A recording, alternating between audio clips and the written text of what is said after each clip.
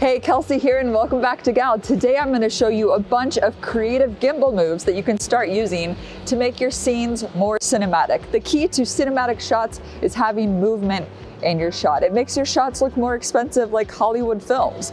And using a gimbal, it's better than doing handheld, right? Because it ensures more stabilization. I'm going to be using the Zhiyun Crane 2S, which has a higher capacity for bigger cameras because it's made from carbon fiber. So if you're using a Canon 1DX or a Blackmagic Cinema camera, it's a great gimbal option for you. And the motors are more responsive. So let's go ahead and let's jump into gimbal move number 1.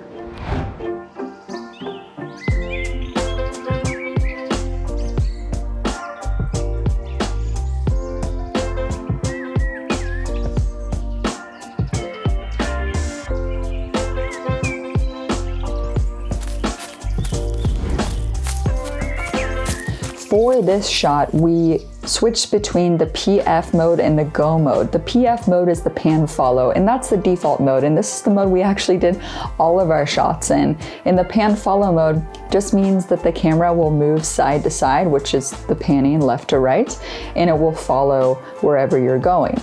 And there's another option that Zhiyun told me to try. It's the Go mode. And the Go mode is just for more dynamic scenes. So if you're doing some sport shots where you're gonna have to run around with your subject, it just makes the motors faster. So for the wipe transition, you need to find an object that can provide a cut point for the transition. In our case, we found a tree.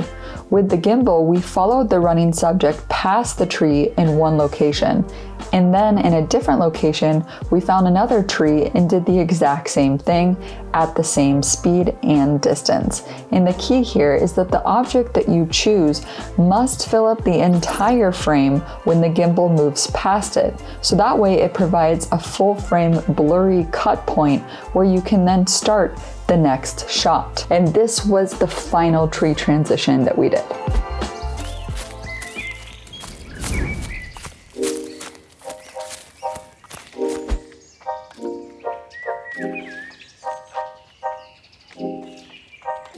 The orbit shot is one of the most popular gimbal moves to do.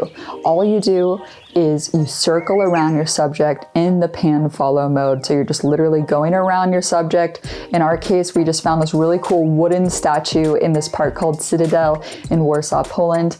And we just went around it. And what I ended up doing was I slowed it down a little bit and I only used partial of the orbit. So even if you don't show the full orbit, in your final edit, you can at least show part of it, and it creates really cool movement on the subject, making really fantastic B-roll for your next film. So for the wall transition, this is my favorite gimbal transition, and it did involve a little post-production work, but let's start from the top. So all you have to do is put your subject against a wall in any location, and then have the gimbal operator walk around in a perfect half circle from one starting point to the other, and make sure you start completely up against the wall and end completely against the wall. And then do the exact same thing, but in a different location. After we filmed it, I dragged it into Premiere Pro. I sped up the clips a little bit because when we were walking around, it was kind of slow, so I sped it up to around 500% on each clip. And I did notice there was still a little bit of wobbling, which is pretty normal because camera operators, they're human, you know what I mean? So they're stepping and sometimes it's not completely stable. So I put a warp stabilizer on both the clips and then I put them together, and this was the final effect.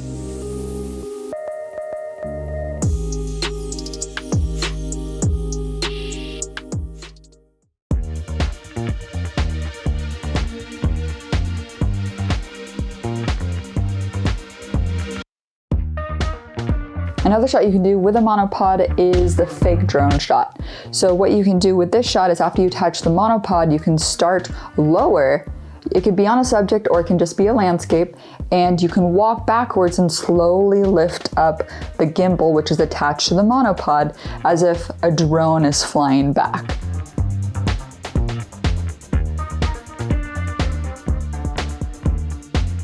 For the monopod, we used the iFootage Cobra 2. This actually got an award for its design. It's super lightweight and made from carbon fiber, which comes in a lot of handy because when I was doing the fake drone shot, it was really heavy. It took a lot of strength to be able to do that. haven't worked out in a while. So you know, this definitely came in a lot of handy to do that. And you can use it to create some lower shots too from farther away. So I was able to get low with it and bring it up higher, and it was really fluid. So definitely try out this monopod with your gimbal.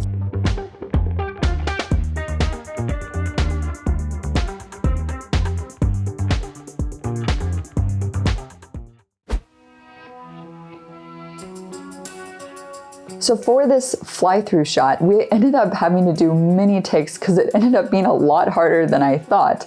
But what we ended up discovering is that we needed to use the lock mode. So we pressed the M button to do the lock mode, and then we put on the iFootage extension and we just pushed it through, handed it off to the driver, and then we would run around and take it from the other side. It didn't work out perfectly, but if you practice, you can get a perfect fly-through shot. It would be helpful if you have 3 people, so somebody on the other end can be there right away to take the whole gimbal plus the monopod together. So this was the final fly-through shot that we were able to achieve.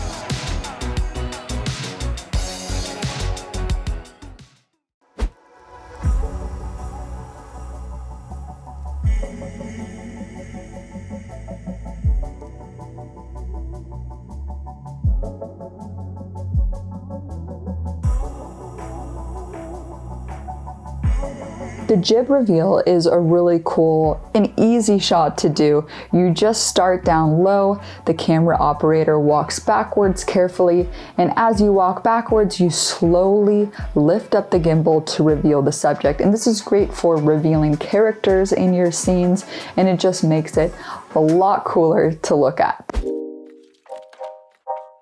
The chest transition is also a great transition to do with your gimbal. It's really easy to do. You can just have your subject walk into the gimbal operator walking straight towards the subject, and then just move the camera behind the subject and have them walk forward and you walk back, and you can create a really cool scene transition. And the best part is you don't have to be in the same location, right?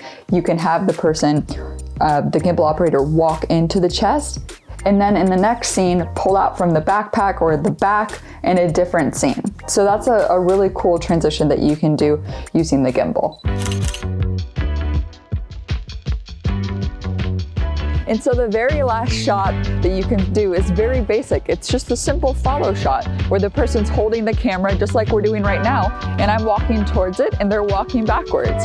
So I hope that you guys found these gimbal moves useful. Of course you can do handheld, but gimbals just make it easier to create more fluid shots that will then make your films look better, more cinematic, and have more movement. If you guys have any questions, leave a comment below. Be sure to like this video and hit that notification bell. When I publish new videos, you'll get notified. So that's it for today. I'll see you guys next time. Bye.